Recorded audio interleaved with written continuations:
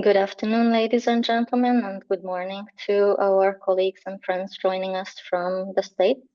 My name is Zsuzsanna Végh, and I'm a program officer at the German Marshall Fund of the United States based in our Berlin office. I would like to very warmly welcome you to today's discussion under the title Democracy Under Pressure, How Illiberal Politics Reshape Europe.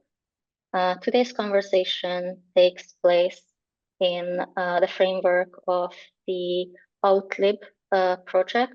OUTLIB stands for Neo-Authoritarianisms in Europe and the Liberal Democratic Response, and is funded by the European Union and UK Research and Innovation, and is led by the Central European University.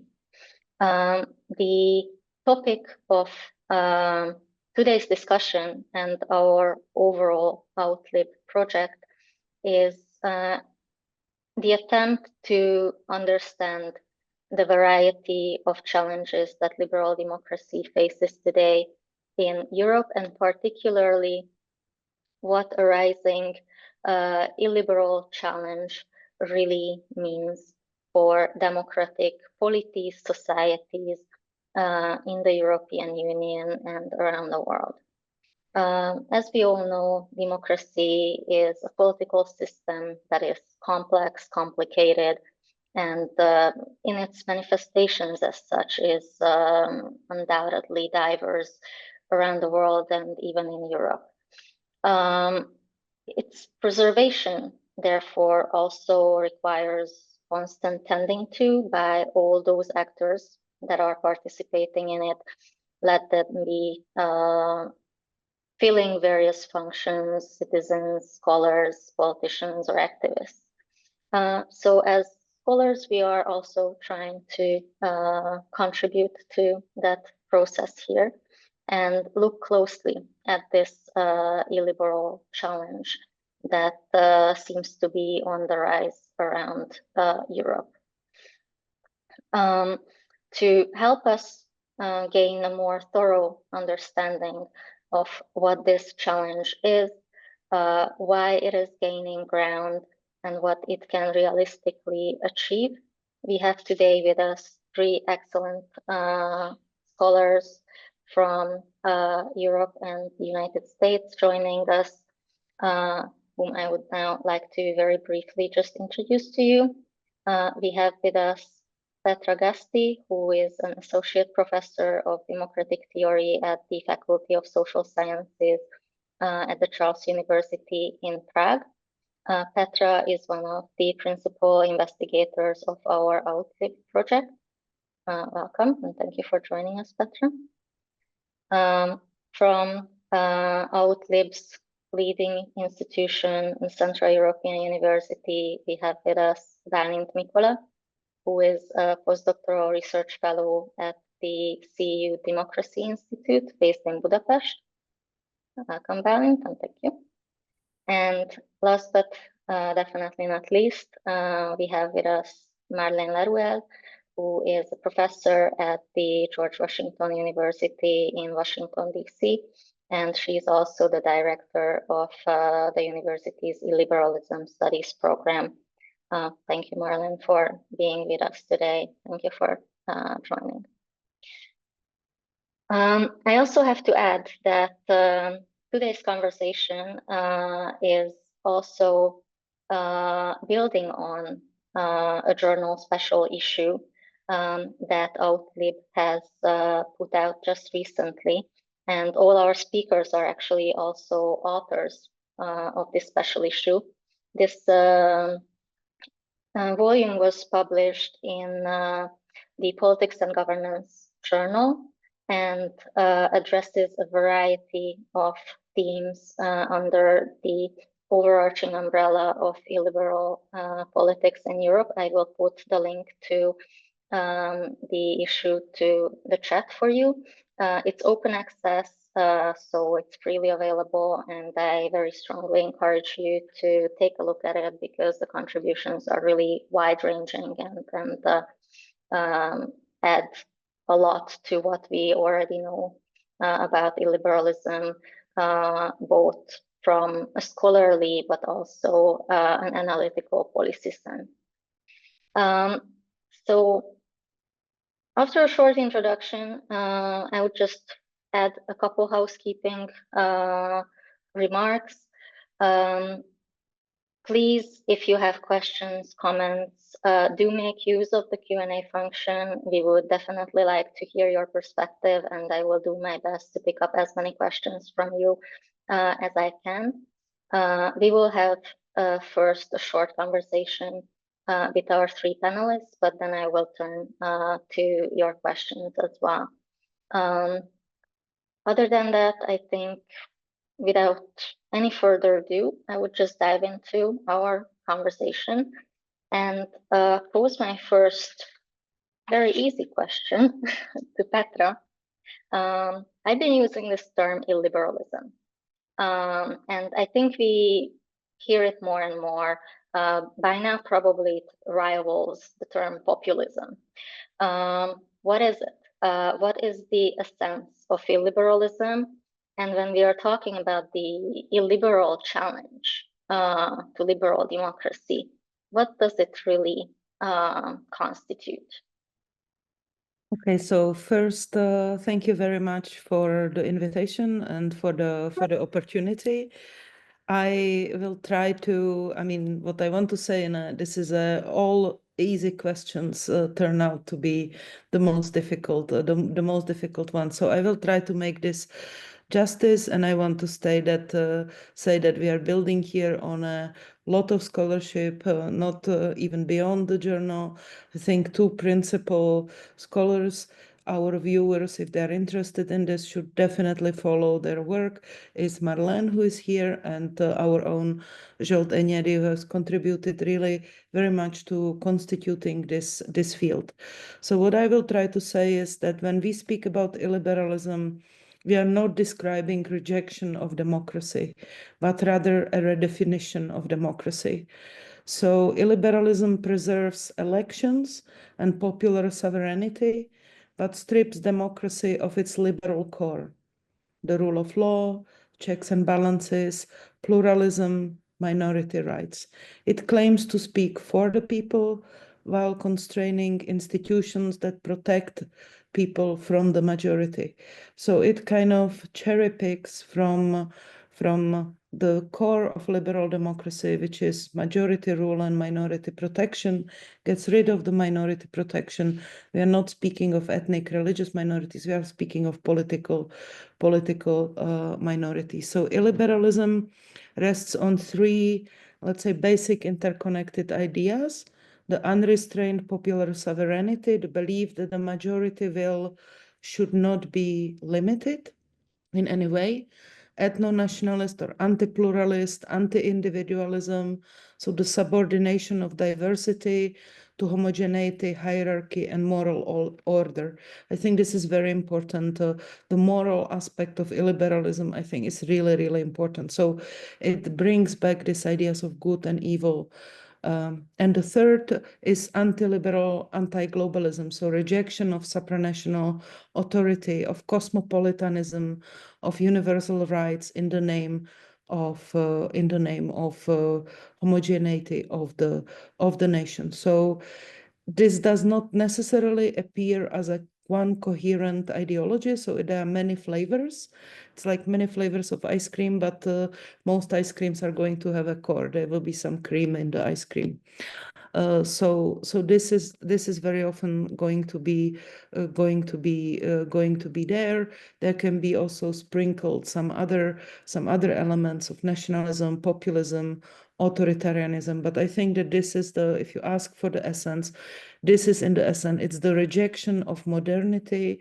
It's a return to a more simple, non-individualistic society. It's the promise of that, and also more presenting this idea as a morally superior to the contemporary complex, cosmopolitan, diverse world.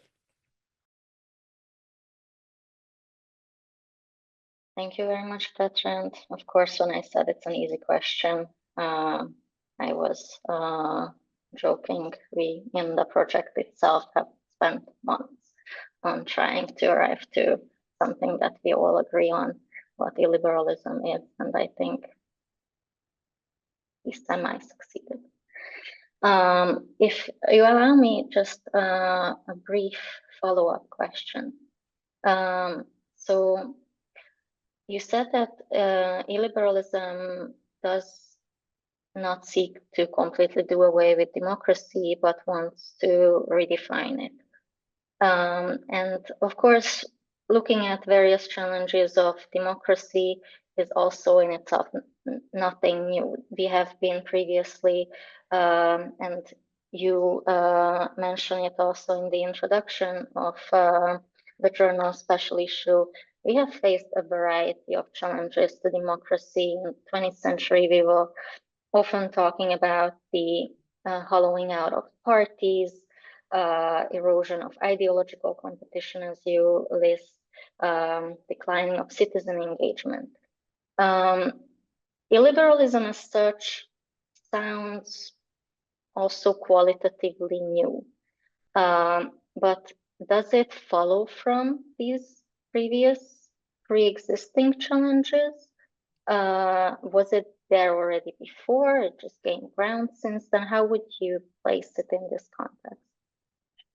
I think sure there are like elements that are woven into. I think it very much depends on the salience and on how these elements are woven. So that will also explain the variation across countries, because, for example, there are countries where the issue of salience is very important, or it can be the moral element can also overlap with the idea of redefining the relationship between church and state. So bringing much more church into politics. But that, if I take that as an example, that would not resonate so well in France. I mean, yes on the fringes, but predominantly not. But the resonance of bringing church more closer to politics openly resonates much better in Poland, where the role of church, while not so much as before, it's still quite there. I think that what's important is to say that illiberalism is democratic in procedure, but anti-liberal in its substance, and that the novelty, what's new, is not the forms, or, as I said, flavors, the types, the variation, but the novelty for me, and what we found in this special issue or confirmed, the novelty lies in normalization within the European Union. It is here to stay. It's nothing new. It's not a passing phase. It's not coming from outside. It's inside of the house. The phone is ringing there. Illiberalism no longer signals the periphery, but mainstream alternative model to liberal democracy in Europe. Thank you very much, Petra, for that. And I would then just pick up the ball that you threw up and pass it on to Marlene, because you say that what we see is a normalization, that it's not just a passing phase. What led to this? Petra also mentioned that there is a variety of illiberal flavors, if you will, but it seems that it is on the rise across Europe. So what is it that resonates across the Union or across the continent even, and I would go as far as across the Atlantic? What are the cross-cutting political, socioeconomic factors that you would highlight leading to the current situation and fueling the rise of illiberalism? Well, I think you have you have really kind of systemic structural transformation of what was the post-Second World War social order, in which some form of liberalism were in a cultural hegemony. And what we are seeing is the end of that cultural hegemony. And that suddenly you have indeed alternative ideological or social construction that are getting legitimized. And I see at least four kind of systemic transformation. One is the classic social economic one, right? That a feeling, and we can discuss how much is, reality, how much is feeling or interpretation. But the idea of a lack of prosperity, first for blue collar, then for kind of white collar middle classes, and the idea of, permanent progress on which the Western world was built for very long. This idea that the next generation will live worse than the previous one.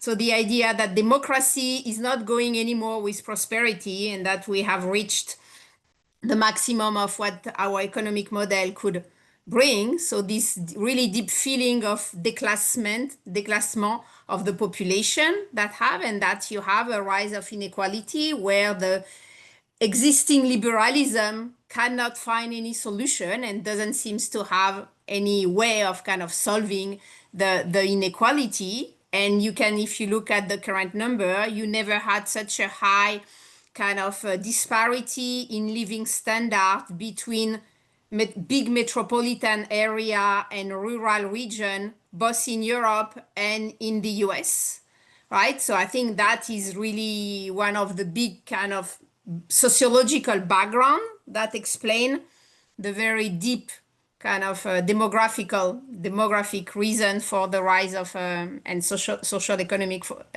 reason for the rise of illiberalism. The second one that in a sense Petra partly mentioned is that for decades liberalism in power got associated with technocracy, expertise governance, and gradually became a language of depolitization, of a no choice, like we are the best, we are telling you that there is no other choice than going in that direction.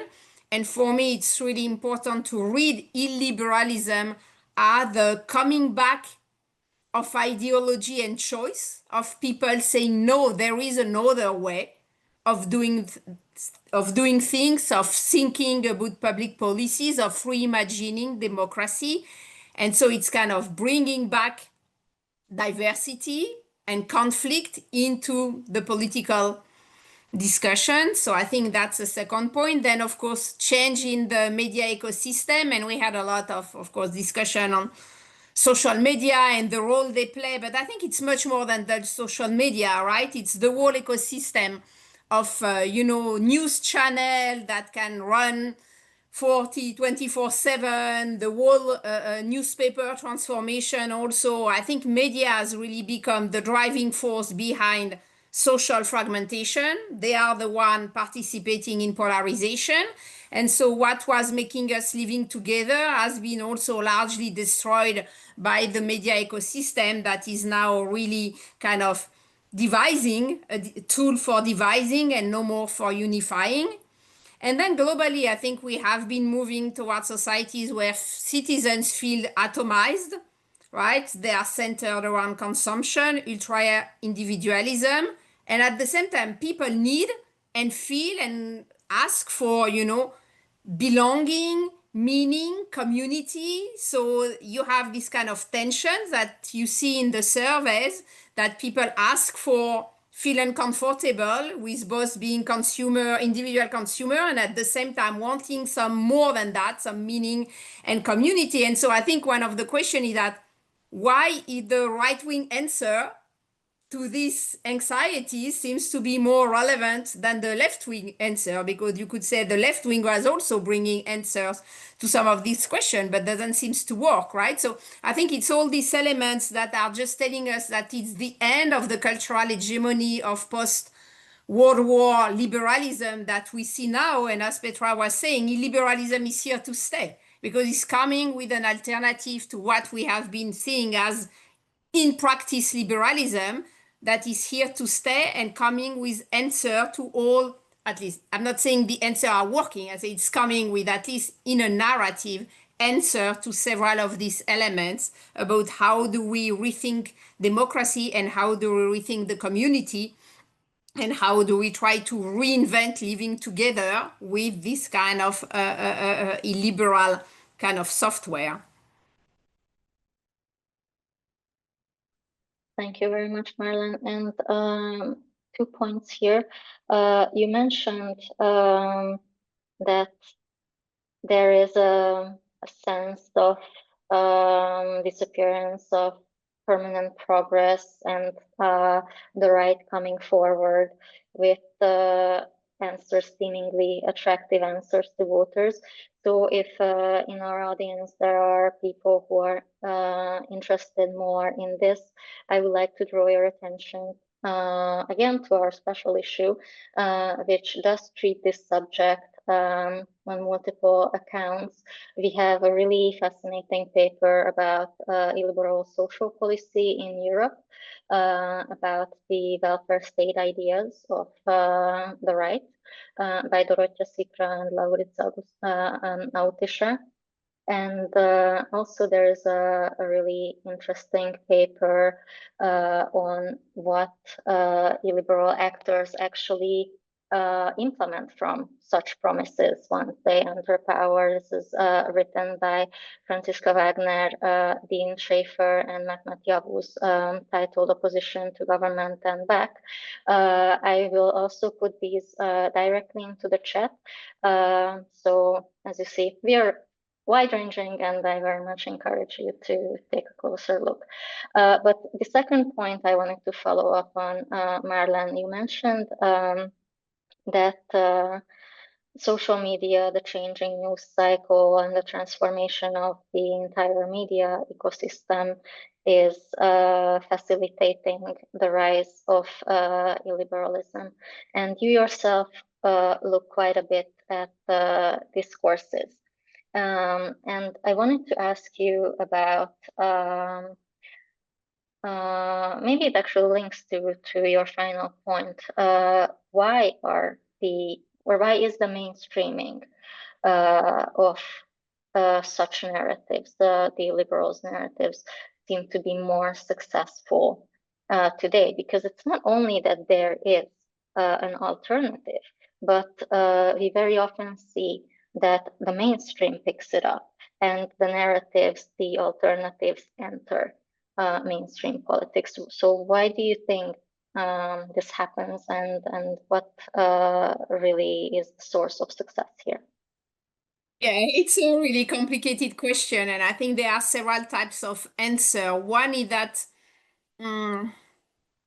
illiberal leaders have been able to partner or reinvent some form of access to youth culture, to social media. They have been able, and that's, for example, very visible in the US, of course, around Trump first election and then second re-election, of kind of capturing, you know, the podcaster, for example, culture, which really play a role in kind of talking to young people, being able to capture pop culture and transforming pop culture as a tool to introduce politics to younger generation, which is something that I think both from the mainstream liberal and the leftist culture, this kind of shift hasn't been done or didn't work well. So you have really a kind of illiberal avant-garde that has been thought in kind of trying to invent cultural product to speak politics to young people. That has been working. Then you have, of course, the kind of the capture of algorithms, and then the role of the big tech companies in kind of also shifting rights and therefore contributing by the algorithms at promoting more right-wing narrative than left-wing ones. And then you have indeed a porosity between, and that's very visible in Europe, between right, or let's say far right, what we usually classify as far right narrative and classic right narrative, and a mainstreamization of language around immigration, security, national identity, also because it's reflecting in the population, right? So if you are a classic right politicians and you have 80% of your population or 70% of your population that in surveys say, oh, they care about, you know, immigration, or they think there are too many illegal migrants, you almost automatically will tend to follow surveys and shift your language towards something that will look more far right, right? So you have a lot of elements that have to be taken into consideration that are both the kind of, opportunistic adjustment of politicians to what they think the population think. You have the way the media communities and their corporate leader and owner have been developing their own strategy. And then you have the kind of the cultural transformation that the liberal field has been able to do in really kind of leading and reinventing what it means to do politics and how you speak politics in a very kind of Gramscian way, in using culture as a way to speak about, society and societal issues to young generation in particular. Thank you very much, Marlene. And this is a good segue for us to move on also to Bálint, who is looking particularly at the cultural and educational policies of illiberal actors. Petra before mentioned that the moral aspect of illiberalism is very important. Marlene also touched on the various shifts in both the narratives and the cultural landscape. So Bálint, my question to you would be, to what extent do these cultural policies of illiberal actors are a matter of conviction? So the classic question, do they really mean it? And to what extent is it a strategic product, part of strategic statecraft? You have been looking at, in our special issue, particularly on the Hungarian and the Polish case, and I will also share that in a moment. So maybe if you also want to touch a little bit on those particular case studies, that would be really fascinating. Okay, thank you very much for this intriguing question. So in fact, I think what is puzzling to many observers of illiberalism is why is there a disconnection between the scholarly use of this label and between its actual use by politicians? And that's something that has intrigued me as well. That as you may remember, Prime Minister of Hungary, Viktor Orbán, used illiberalism in one of his famous speeches in 2014, which was a declaration of his intent to transform Hungary into an illiberal state. But then he hasn't really followed up on this idea or elaborated it too much, and therefore the job of interpretation was left for scholars. And then I think what is a real test of like whether he and similar actors meant it is whether this illiberal conviction is manifested in how they treat those spheres that are closely related to knowledge production, and in that sense, I think culture and education are key to understanding their motives. And here I would turn again to a quote from Prime Minister Orbán, who in 2018, in the same speech that he makes every year at the summer university, he said that now was the time that we must embed the political system in a cultural era, which signified that yes, he kind of meant that culture and winning the ideological war on the cultural front was a priority to them. And then what we did in the paper you mentioned, which compares Hungary and Poland, and another paper that I have co-authored with several other contributors from the Outlet project, including from Petra's team, as well as Polish and Slovak colleagues. We looked at patterns across the Visegrad 4 region, which is Hungary, Poland, Czechia, and Slovakia. And what we found, okay, so the general result is perhaps not very surprising that we find mixed patterns. So if you look at Hungary, since Fidesz has been in power since 2010, and Poland under the Law and Justice government, it is quite clear that these two governments had genuine ideological motives to transform culture and to instill certain content in educational curricula, to transform cultural institutions in not only in terms of institutional reshuffling, but also in terms of the values that they represent. So put much higher emphasis on national history, history that is all in many cases revisionist version of history, Christian values in particular, and conservative moral values. Whereas at the same time in Czechia under Mr. Babiš's previous government, and for a long time also Slovakia under Robert Fico, were much more pragmatic. In this article we called them technocratic populists, but the main point is that even though they did engage in the creation of new cultural institutions and they significantly altered the distribution of resources, this was cast in a managerial language. They talked about efficiency. They talked about how these institutions should cater more to the market needs. So it wasn't so much about the values that they should represent. This was very clear from, so you could ask, okay, how do we know that? Are we trying to read the motives of politicians, and is this not purely speculative?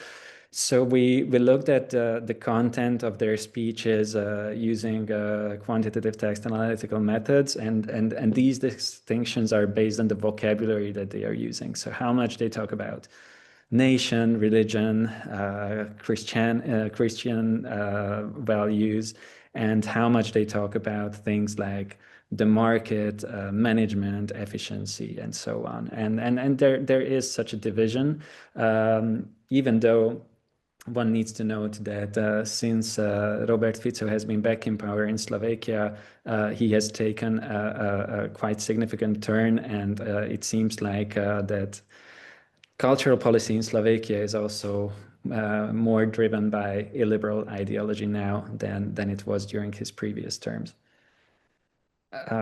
So that would be my first take, but I'm glad to answer follow-ups. And of those, I have many. But the first one would be, what would be your takeaway looking at all these cases? And you mentioned just the shift of Robert Fico as well, that cultural policy became more important than it was for him before. So why do we observe such shifts, and under what conditions actually illiberals succeed to implement their program? I think it's fairly clear-cut. In Hungary, there are no constraints. Fidesz can do whatever it wants. Constitutional majority is there. But in other cases, when maybe there are coalition governments or other forms of constraints, we see more or less implementation of the illiberal agenda. What stands out for you in your research? Okay, so two of the factors that we identified that make a difference in how such agendas are implemented are, as you mentioned, the extent to which these parties hold legislative majority. That's very important, and that's a distinguishing mark of the Fidesz government, and to a lesser extent the PiS government between 2015 and 2023. And the other factor is to what extent these institutions are centralized. So if you look at attempts for the takeover of cultural institutions, it seems like centralized institutions are a much easier prey. So for instance, public media, that's usually among the first targets. and it's very easy to replace those in charge. It's entirely funded by the state, so that's an obvious choice for waging these cultural transformations. Again, similar examples are, for example, film funding by the state. That's usually a centralized bureaucracy, which can be replaced and directed towards ideological goals. I think it's much more difficult to change decentralized structures, and this is one of the findings that also stands out from our comparison between Hungarian and Polish education systems, that even though there were similar attempts of introducing national curricula with ideological content, since the Polish education system was much more decentralized to start with, it was also more resistant, and the local education authorities kept some of their independence. And one area where I would like to reflect on what Marlene said earlier, which I think is interesting and a contested area, is that of popular culture, because as you mentioned, there are areas where illiberal actors can easily become dominant through basically championing technological change. So creating more podcasts than their opponents do, spending more money on social media, creating TikTok channels earlier than political opponents do. So there is that, but then I think it is complemented by spontaneous and somewhat uncontrollable movements in like genuinely independent, we may also call it underground culture, but it's not necessarily underground. So again, I would abuse my country expertise a bit and talk about Hungary in this respect. But if you look at popular music culture in Hungary, during the past at least 5 years, the most popular actors have been like very vocally anti-government, and some of it is entirely spontaneous, but some of it is also fueled by the market. And I think the positive message here is that there is an independent cultural market that cannot be completely overtaken. And I think that refers to more of artistic production than just music. So as a bottom line, I think the big centralized publicly funded bureaucracies are very easy to take over, but spontaneous artistic expression is a tougher nut to crack. Thank you very much, Bálint. We covered quite some ground already. So I would just, before moving on with further questions addressed to all of you, I would again like to encourage our audience to share their reflections and their questions in the Q&A box that is under us on the screen. And I will be picking up those questions as well. In fact, maybe before going on, I will do just that, because we do already have a question that directly connects to what Bálint was discussing. And the question goes, one of the most frequently made accusations against liberal democracy among illiberals is that this liberal democracy itself has turned illiberal, with PC cancel culture, limitations on free speech, and so on and so forth. It directly links to the question of the so-called culture war, if you will. What is your take on this accusation, Bálint, or whoever else would like to jump in on this? Petra, please. I'm happy to, and Bálint can, of course, correct me. So I think this is a really important question because it exposes the core rhetorical inversion of the illiberal discourse. So illiberal actors routinely claim that liberal democracy itself has become illiberal.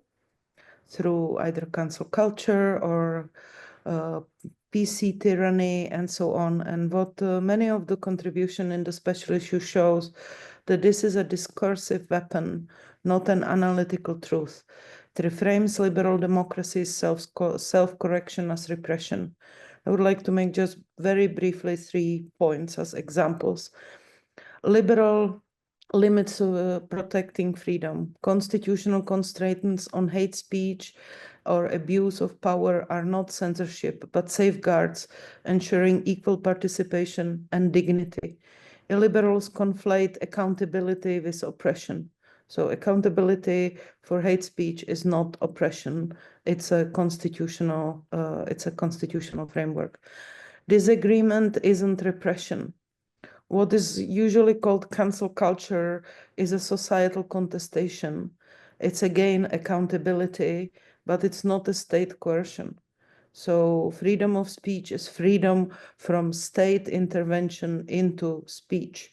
So just that people disagree with you or don't give you enough likes doesn't mean that this is repression. So true illiberalism becomes when the state silences dissent through captured media or courts. And finally, the ideological inversion. Illiberals turn the liberal tolerance into a moral weakness and rights protection into elite control. So this is weaponization of openness to argue for closure. So I think, in short, illiberals exploit liberal democracy's openness to delegitimize it, and the fact that we argue about the limits of freedom is what keeps us free. Illiberal regimes end the argument. So that's where I would be there. To add to that and bring some nuances or differences with what Petra said. So first, for example, for the US case, I would be much more nuanced. I think the polarization of the US society, and that may be different from Europe, invite you to look that polarization means you're polarized on both sides, meaning you also polarize on the left. And you have been cases where in some very specific context, and I wouldn't kind of generalize, right? You also have a refusal in some context dominated by some leftist group of accepting to listen to different voices. So I think in some academic context, you had the cancel culture was a reality of refusing to listen to voices that wouldn't fit what was considered their own perception. So I would be much more nuanced about your own assessment. I think there was voices on the left in the US asking to cancel right-wing voices and having themselves difficulties accepting to recognize the plurality of perception of the world. I think that was something that was very visible among some young, subculture in the US. I don't think it was the majority, and I agree that illiberals made them a big stuff while it was not a dominant thing, but it was there.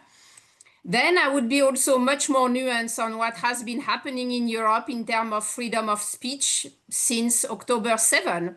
I think the way a lot of European countries have been treating debates on pro-Palestinian speeches, I think it's, for me, very problematic. I think there have been violation of freedom of speech in the name. I mean, all the debates around defense of Israel, discussion on what is pro-Palestinian, what is anti-Semitism has been a very blurry discussion, and I would be much more nuanced on the way European countries have been really defending freedom of speech on a very clear way. I think it's much more complicated and blurry, and I think you even had Germany had really ambiguous discussion. I found there have been, so I think it's not so clearly black and white. And I think I agree that illiberals are weaponizing the debates of freedom of speech, of course. But I think the debate is not clear on the liberal side. And then I think there is another feature happening, which is and it's not the illiberal liberalism, but it's the authoritarian liberalism growing. That is that liberal government in power sometimes need to become more and more authoritarian on the way they have to deal with the grassroots democratic protest arriving from their own society, when their own society are asking for much more direct democracy. I'm thinking on the way, the case of France, the way the Macron government dealt with Yellow Vest, dealt with, a lot of environmental protest. I mean, the use of police violence has been really problematic for a government claiming is a liberal one. So I think you have much more ambiguity on those who said they are representing classic liberalism, on the way they have been dealing with freedom of speech and with some form of kind of, legitimate use of violence. So just to say that I totally agree, liberal weaponize all these debates, but there are also complexity. I think it's more and more difficult for liberals themselves to navigate this water. And I agree, it's part of the so-called self-correction of liberalism. But I think, especially on the Israeli-Palestinian conflict, I think liberalism has largely failed at dealing with its own contradiction. And if you look at what liberalism should be seen from the global south, we failed. We, the West, we, Europe, we failed at our own principles. So I think the debate is much more complex than that. So just to kind of put some kind of debates internally to us at the round table. Absolutely, that's very welcome, Marlene, and also thank you to both Petra and you. Bálint, would you like to still chime in on this? Just very shortly. So I think one of the points that hasn't been mentioned or is only indirectly included in the question that so there's a lot of emphasis in these debates on cancel culture and disinviting speakers who are deemed politically problematic, and probably you are right that both sides are culpable in this respect. But here I would like to highlight one of the terms that Joad Enidi has used to describe illiberalism, which is this component of closed society, which is basically anti-universalism combined with irrationality and incivility. And the reason I think it's important is that because these political actors and regimes in which they govern, they often undermine public faith in the rational discussions, and it's very often not the case that speakers are cancelled or disinvited, but that they are either prohibited to attend events or they just simply always decline, and there's basically no dialogue between the sides. And I think this makes these mutual accusations much easier on both sides, that if there's no actual discussion going on between liberals and illiberals, it's much easier to put the blame on each other and say that the other side is prohibiting or limiting free speech. So here I would like to make I don't know, to advocate for the revitalization of meaningful and rational public debates across the ideological spectrum, because as someone who not only studies but lives in a regime that has experienced this kind of ideological turn since 15 years, I would say that the change in the quality of public debates is quite dramatic. So I think this should somehow be reversed. Thank you, Bálint.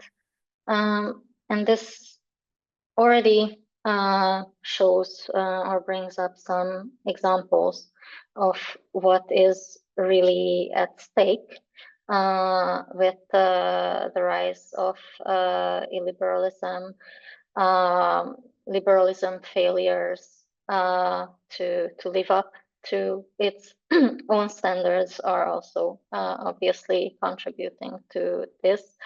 But we do definitely see rising polarization as a result.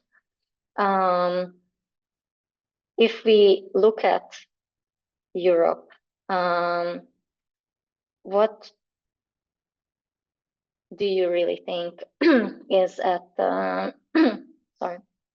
at stake for the democracies of Europe?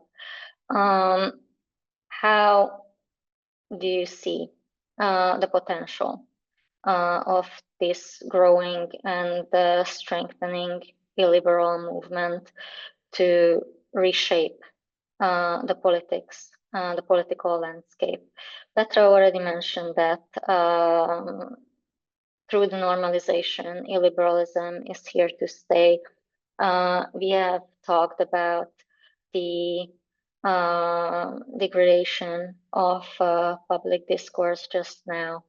How will the political landscape of Europe look like in 5-10 years if the current trends continue?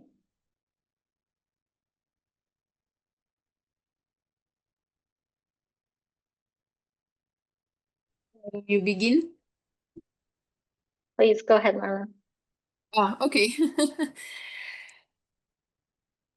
Well, I think we will find ourselves in a situation, as I was saying, where it's the end of the cultural hegemony of liberalism. Doesn't mean it's the end of liberalism per se. It's just the end of its domination. So we will be in a kind of system of plurality where we will have liberalism and illiberalism coexisting politically, with some governments being led by illiberal coalition, sometimes losing election, so-called liberals coming back in power, sometimes the liberal coalition stay in power and then become an illiberal regime in the sense that they are staying in power and being able to transform the institution for longer. So I think the whole of Europe will be like that. Some country will be shifting back and forth. Some country will be stabilizing on the liberal side. Some country will be resisting on the liberal side. And then the European institution will be in a much kind of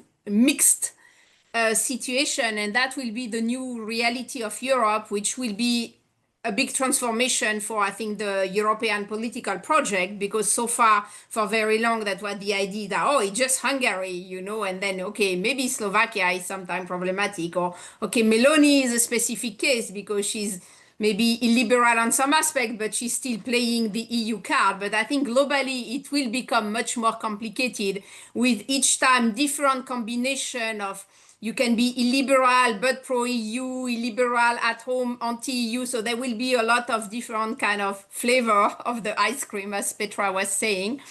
But globally, it will transform the EU political project, and it will transform the domestic landscape. It will normalize illiberal projects, so they will just become part of the normal political landscape. And I think it will create the impression for the voter that, well, you can vote for a liberal party and it's not the end of the world, right? It's not so the kind of, you know, apocalyptical narrative from the liberal, like if you vote for them, it's the end, everything will collapse. Well, no, you know, people voted in Italy for Meloni and it's going largely okay.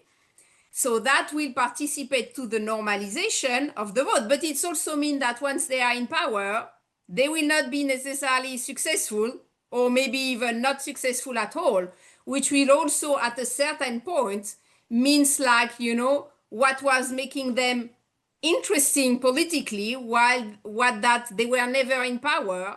So they were attractive because they were never tested in power. When they will be tested in government and not being successful, and maybe even fail, there will hopefully be a wave in the other direction, a new political offer. So I think we will just have a very polarized and pluralistic political offer where liberal political party will have to rethink the way they offer liberalism, no more as the obvious normative system thing, like it's obviously us and the other are just crazy, dangerous, far-right people, and if you vote for them, it's like bringing Hitler in power. I mean, that narrative can only fail. You will have to reinvent liberalism in a pluralistic system to explain, yeah, my offer is really the best, and here are the arguments why it's the best, right? And that's, I think, will be the next step for liberal offers to kind of reinvent themselves and really compete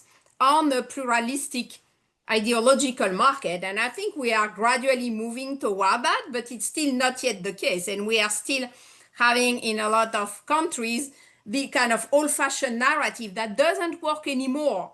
I think the kind of, be afraid of the Hitler arriving in power narrative doesn't work anymore. Citizens are not afraid of testing the far right or the liberal offer. So I think that's what will happen, and it will be just a new historical phase, and there will be countries kind of and citizens moving away, right? So we feel we are moving toward illiberalism, but some country will be testing it and then they will move away from it also. So there will be a post-illiberalism moment also arriving. So I see it as a kind of, historic moment we have to go through where liberalism will have to reinvent itself. Hopefully it will work and they will find a way. But of course, the risk is that if you don't have the liberal offer able to compete, some government will become very entrenched. And once you are entrenched, you change the institution. And then, of course, exiting illiberalisms become very difficult. And that's all the question, at which moment you can still go back and at which moment you can, right? Like if Meloni is losing the next election in Italy, okay, she changed some institution, but she can still lose election and you can still have another coalition and it's still more or less Italy, right? Not deeply transformed. You look at the US, right? They are borderline because Trump is transforming much more. So if the Democrats are not back at the next election, then the US will take another direction that it will be very difficult to go back, right? They will have, it's a juncture that you won't go back easily.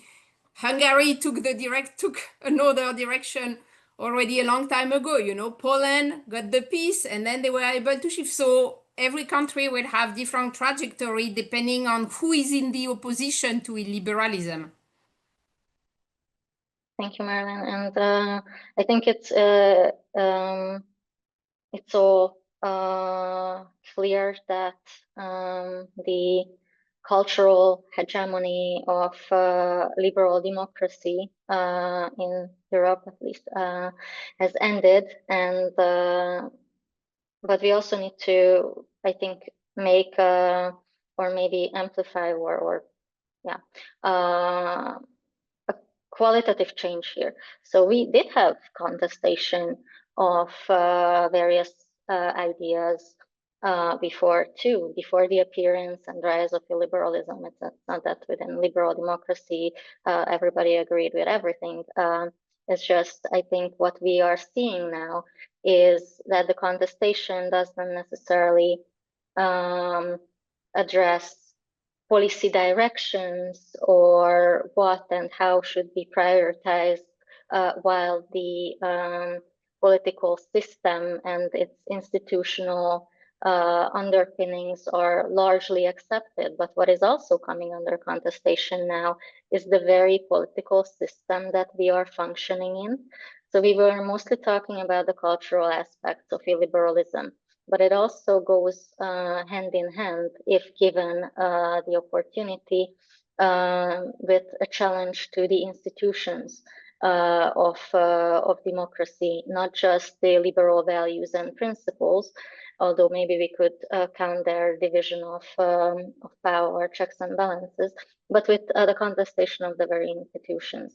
And what we see now is that sort of challenge gaining ground. Liberal democracy is not the only game in town. There are new understandings of what may be democracy. And that's where we now also see that sort of competition. So I think it's important to underline here that it's not just yet another political cleavage that appears, but this is really affecting the fundamentals of the political system that we are operating in, the very rules of the game, and often also who is allowed to play it. So maybe that's just something that I would also like to sneak in. If I can just add very briefly, we were used to have that during the Cold War period with communism, which was a really alternative political system. It's just that we forgot that for 30 years, where for 30 years, indeed, all the alternatives were just mini nuanced inside the liberal democratic structure, but they were like details of adjustments. But liberalism did very well for decades when it was facing communism. We just kind of forgot the idea that it was not necessarily the hegemony for kind of so long. So we just have to relearn that. Yeah, and here we very often actually see a contestant that masks itself as the very same system, maybe even the real understanding of the true understanding of the system. Petra, please. Yeah, I thank you, and I just want to add perhaps two small points to what Marlene said and what you did, Zsuzsi. What the illiberal leaders do in power, and I want to reiterate what Bálint said, it depends how much power, how big those majorities are. If those are constitutional majorities, it's a completely different thing.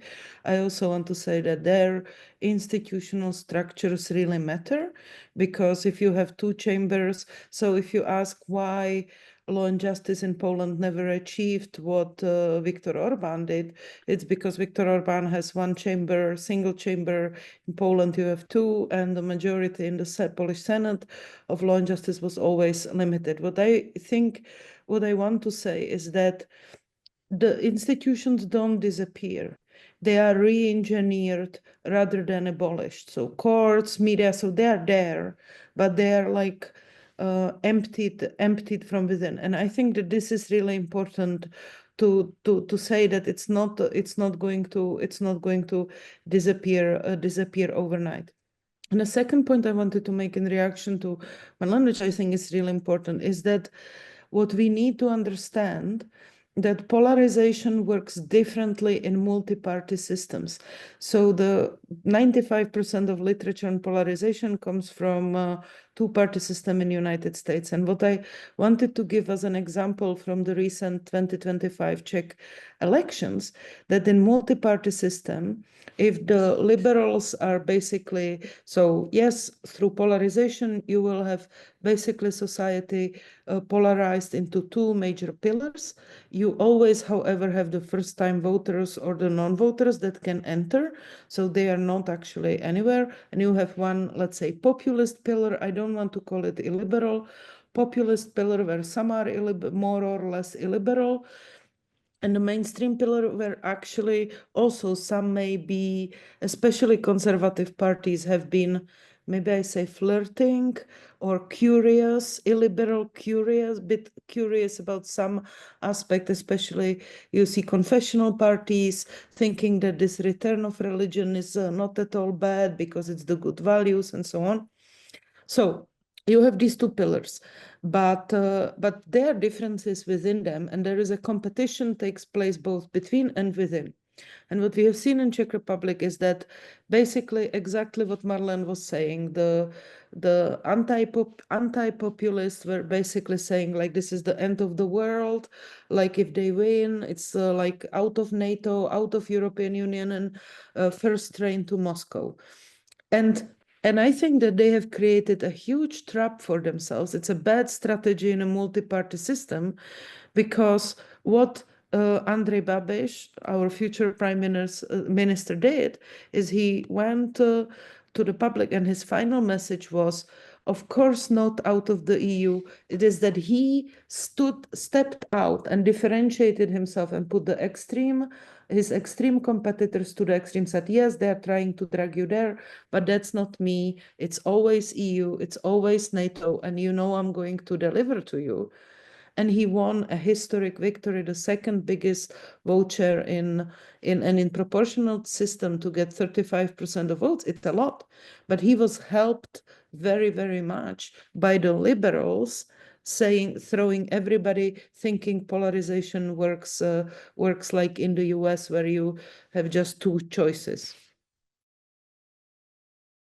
Thank you very much, Petra. And I have put an article that relates directly to this from you and your PhD student, Alesh Mihal, into the chat. So it's a very interesting read. I encourage everybody to dive into that and also to send us your questions. The Q&A is still active and open, so please feel free to chime in there. Bálint, would you like Yes, to add? I just wanted to reiterate that I fully agree with what Marlene said earlier about that the liberal offer needs to be reformulated and needs to present itself as a credible challenger to liberal alternatives. And there I would also like to raise the question that what we are as political scientists and analysts of politics often discuss as a challenge to liberal democracy.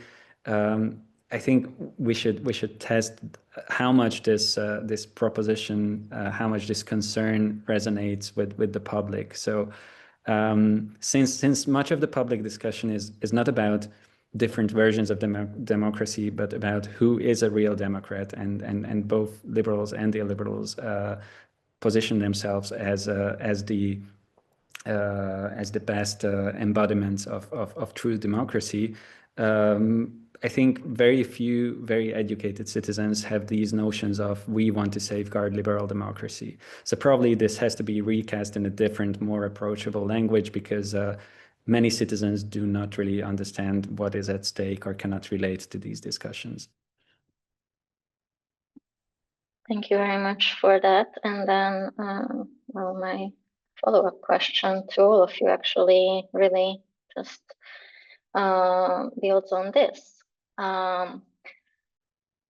We are saying, I think, in that there is agreement that the liberal offer is failing to maintain its attractiveness. There is another offer that is drawing more and more support. Polarization does not seem to be a winning strategy. Maybe reformulating the offer could be one, but how? Is there a silver bullet that would work everywhere? We just need to find it, because there seem to be some common factors for the illiberal offer that seems to resonate across the board. So should we just find something like that? Can we find something like that for the liberal offer? Maybe repackage, and it's going to get voters' attention again, or it's inevitably going to be a fragmented struggle case by case. Do you see positive examples or successful examples of liberals picking up the challenge and fighting back and actually succeeding?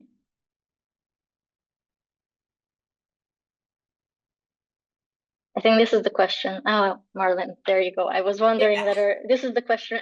I have to pick one of you because I think it's much more difficult when you are considered to be in power.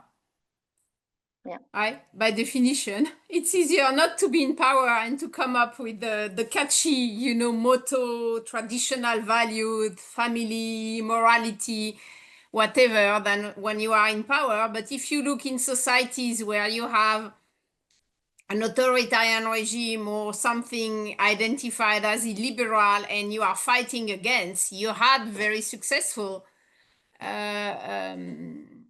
way of framing it. I mean, look at the, you know, the Iranian protests, look at what has been happening in Ukraine. I mean, you have way of framing it. Look at the protest in Serbia. I mean, you have way of having a liberal offer that can be seen as attractive.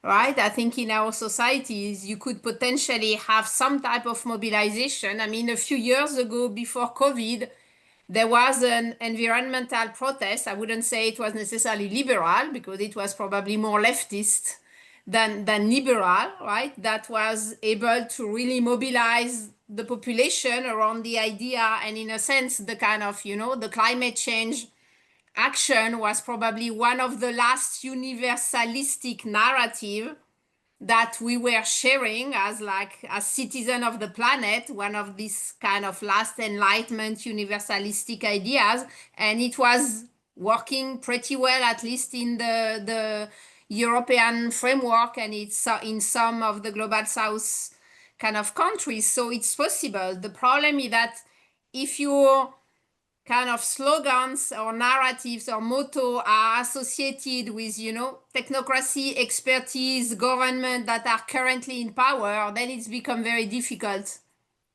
to kind of dissociate from the realities and kind of re-giving hope.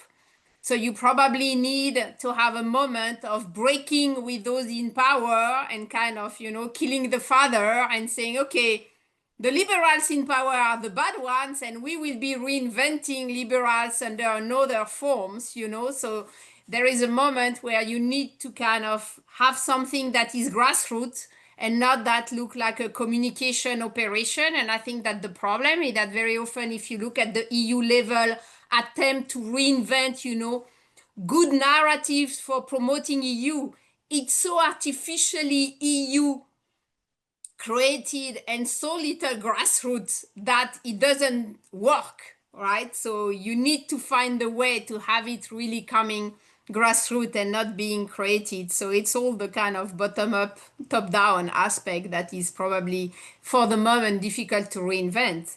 Even if there are probably a lot of grassroots initiatives that are there, right? But they are just not necessarily coordinated or not necessarily presenting themselves under the liberalism label.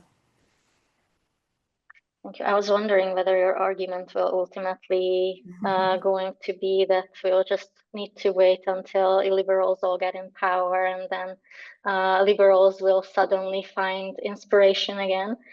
Yeah, or that's an there option. is a way there is a way that things can get better before they get worse, and not just after. Bálint, I would like to take you next, and since we still have 15 minutes, just encourage the audience to share some questions, comments. You have to unmute, I think. Yes. Sorry. I'm glad that Marlene mentioned environmental protests as a universalist issue, because that's what I also wanted to bring up as an example. That I think one of the ways liberal Democrats can reposition themselves is a strategic approach of selecting issues that they can own. And I'm not saying that this would solve all the problems, because this would probably not solve the greater problem of redefining liberal democracy itself. But there are issues where I think illiberals have been silent or underrepresented, and the environment is one such issue. One other issue that is somewhat more specific to certain European countries, but I was glad to hear how salient it was in the Czech Republic during a debate that was recently organized by Petra, which is the housing crisis of big European cities. It doesn't feature very high on illiberals' agenda, and it's perceived as a real problem by very wide groups of society. And a third one that I think there is a political opportunity structure there is the whole AI technological revolution and how it affects job markets. Someone needs to bring solutions to this, and illiberals haven't been very convincing in this regard, just as liberals haven't, but there's an opportunity there. But I think it's a question of political strategy, whether liberals should focus on these issues that they can own, or whether they should formulate alternative responses to the concerns that illiberals have championed, such as migration and demographic crisis. But I would opt for focusing on own issues. Just add on that.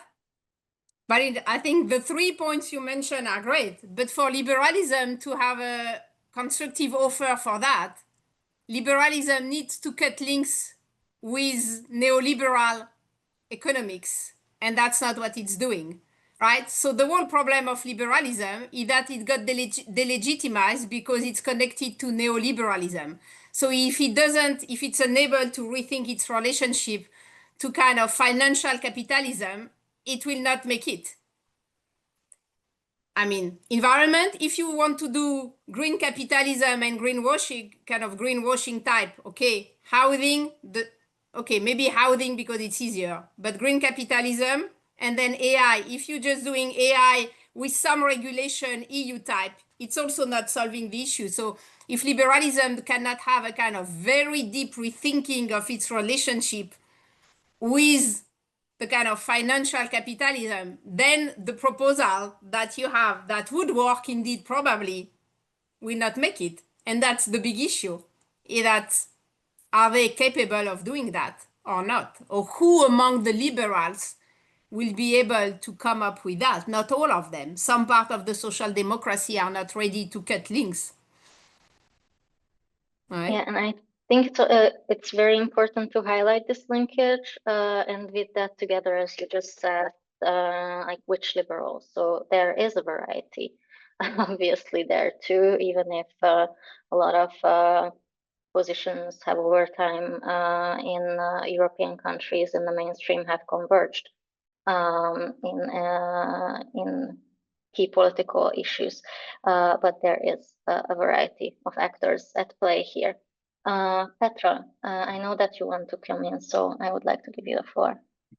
Thank you, and I will just briefly, in order not to repeat what I agree, and I think it's really important what Marlene said, and it's especially in post-communist countries. It's basically because they came hand in hand, liberalism and economic neoliberalism that in its 90s form did not really, let's say, present itself in the best way because the safeguards and the rule of law wasn't there.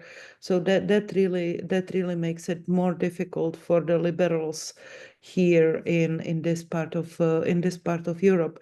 What I want to say is just to step back and say, just kind of summarize for the resilience. So what we need necessarily, what has to remain in place, while everything holds what Marlene and Bálint said, is that we need multiple veto points, like we need institutional resilience. The constitutional order kind of should be needs to be safeguarded. And I think that it's really important to frame the conflict around shared constitutional values rather than partisan identity. I think this is really important. Institutionally, what works is you need multiple veto points, overlapping watchdogs. It's basically all about accountability, holding both the liberals and illiberals accountable, and let's see whether they deliver. And I think this is a really important point. It's no longer, it's like not going to be about whether it's liberal or illiberal, but whose policies actually deliver to the people on these issues that are there. And I think so societal. I agree. I want to reiterate what Marlene said. The resilience is from below. It's a grassroots. It cannot be fabricated. It has to be grassroots and authentic, not fabricating. I think what we need from civil society is to repoliticize the liberalism, like just to again have like bring political conflict. I mean, the Cold War was exception because there was this big looming enemy, and the playing field was much smaller. So it was an exception, not a rule, and these times are never going back. So I think showing that freedom and fairness can be also emotionally compelling. I think it's really important, and that it's not, you can either have housing or you can have I don't know, liberal values. You have to say that you can actually have both. You can deliver on these policies without sacrificing values of liberal pluralism. And I think it's also really matters discursively. So democracy survives through contestation, and that is also to reiterate Marlene's points that what I wanted to say. I think that in this past summer, many leaders around Europe actually showed themselves that they have a very flexible relationship to liberalism, and that it's not a binary category whether you are liberal or illiberal.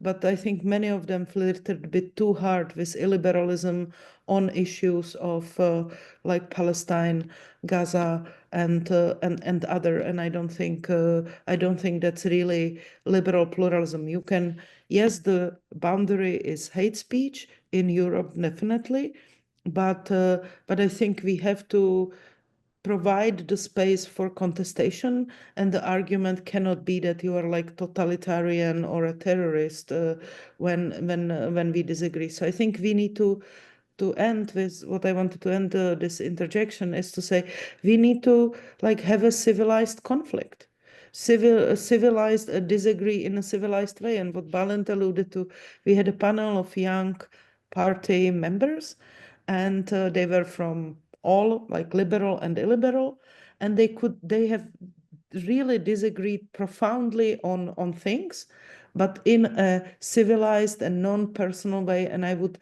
much prefer to watch them on television than the professional politicians. Thank you very much. And indeed, that was a fascinating experience also for me as a Hungarian who hasn't particularly seen much civilized political debate for the past decade and a half, at least, if not more. Okay, so we have touched on a couple of things about what democratic actors should keep in mind, should do.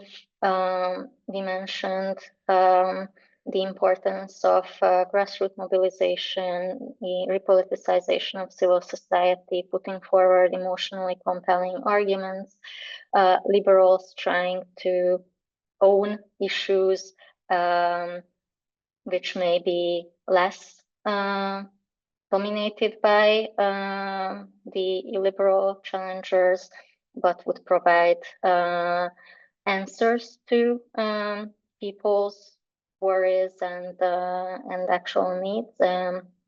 This really brings up the question or the importance of democracy's output legitimacy. So we need democracies that do deliver and are not just technocratic constructs, yet the institutions that make them function also need to be maintained and supported. So I think we covered quite a bit of ground here with that.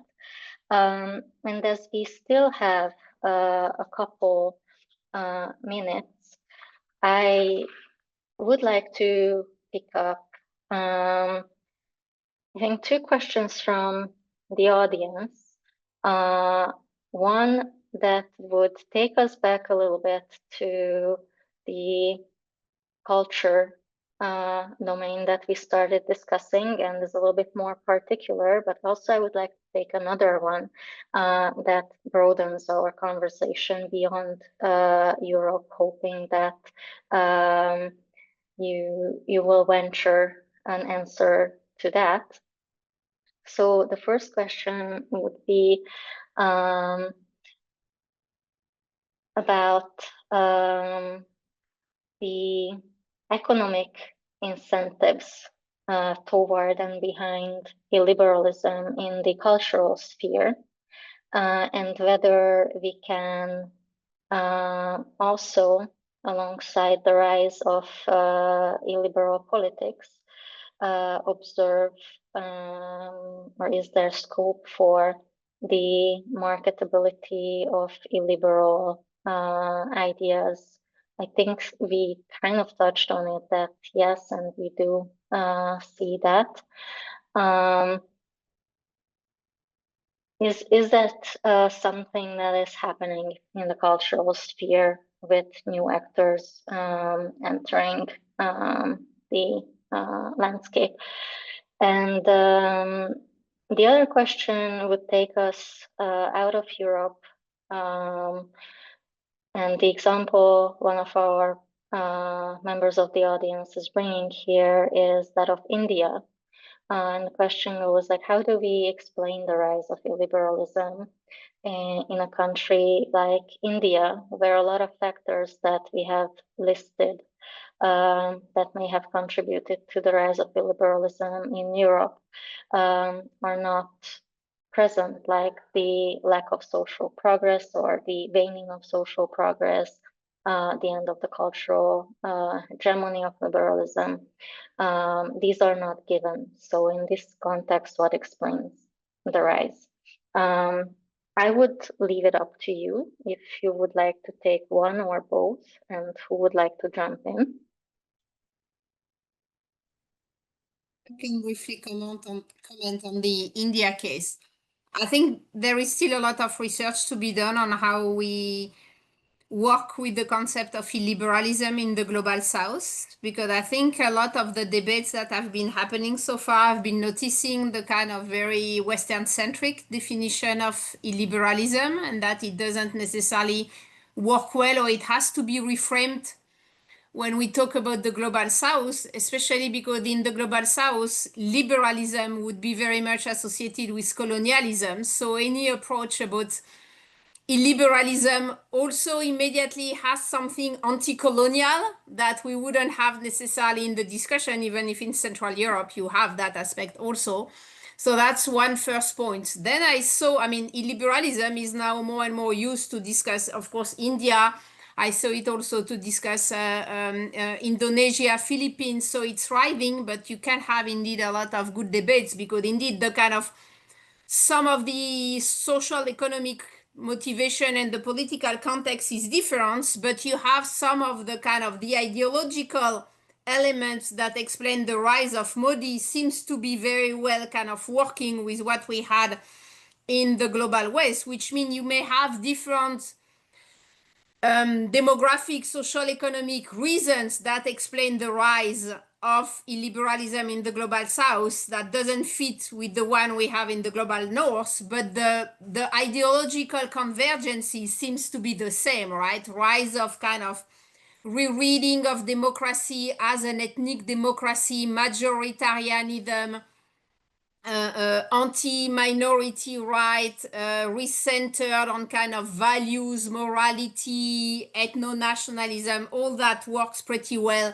with Modi. And I think, and I'm not a specialist of Indian politics and Indian culture, but I think you could read the pre-Modi era as an era of liberalization or liberal values of the Indian scene, and Modi as a way of re-Hinduization of the national scene. So there are probably prisms, conceptual prisms that would work for the Indian case, and there have been debates about, reading Xi Jinping in China as an illiberal case, version again on the Chinese communist kind of a version. So I think it's an interesting debate that is still kind of going on among scholars from the Global South, and they bring really a super interesting and kind of refreshing perspective on the concept.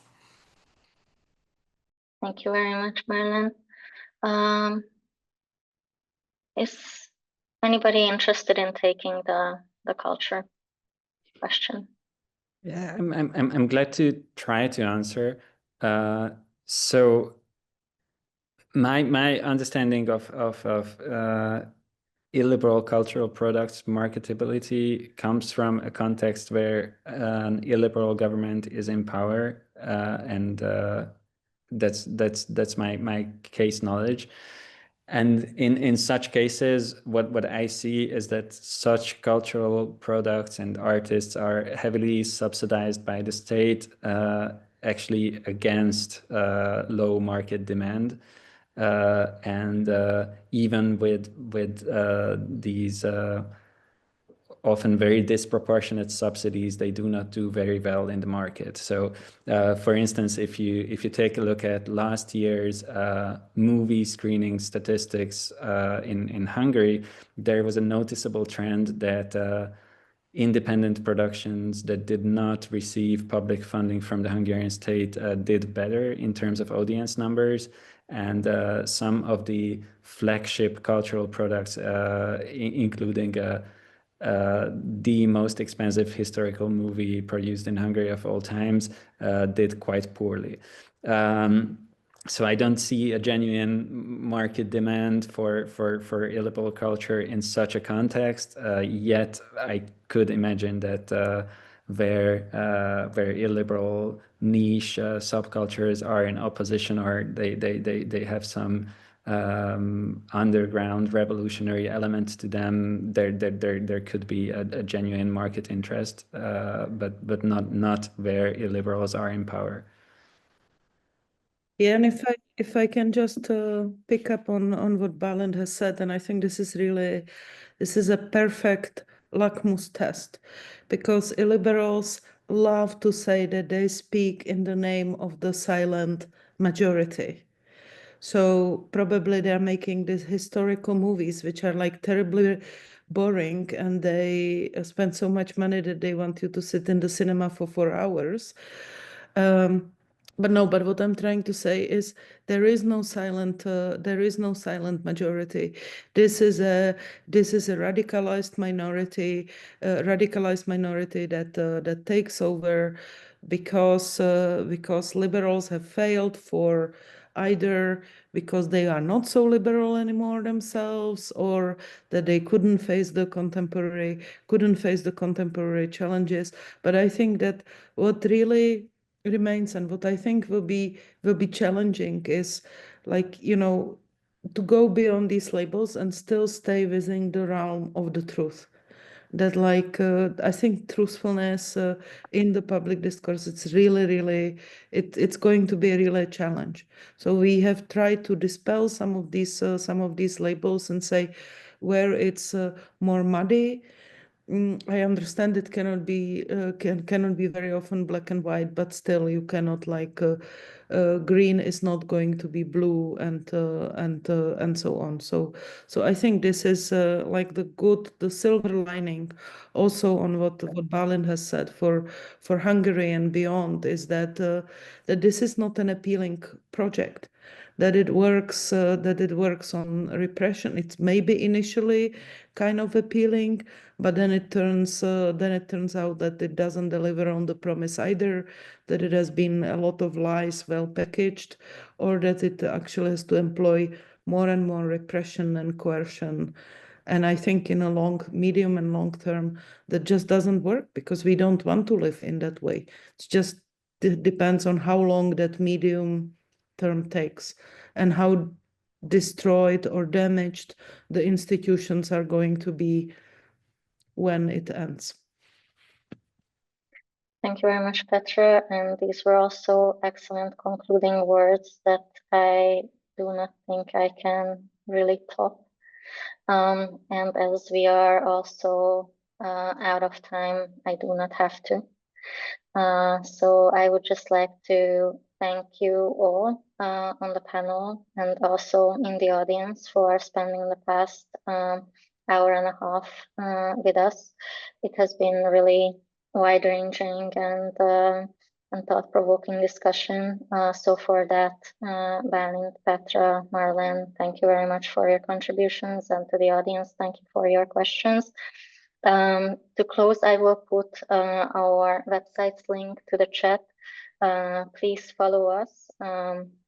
We have a newsletter with which we keep you up to date. You can also find us on Facebook, X, Blue Sky, and LinkedIn, where we regularly post updates and the outputs of the Outlook project. We are concluding our research at the end of January, so you will definitely see a big wave of papers coming out from us in the next months. So it is the time to start following. Once again, thank you for being here, and I hope to see you at our future events and discussions. Thank you. Thank you. Bye-bye. Thank you very much. Thank Bye-bye. you. Merci, au revoir.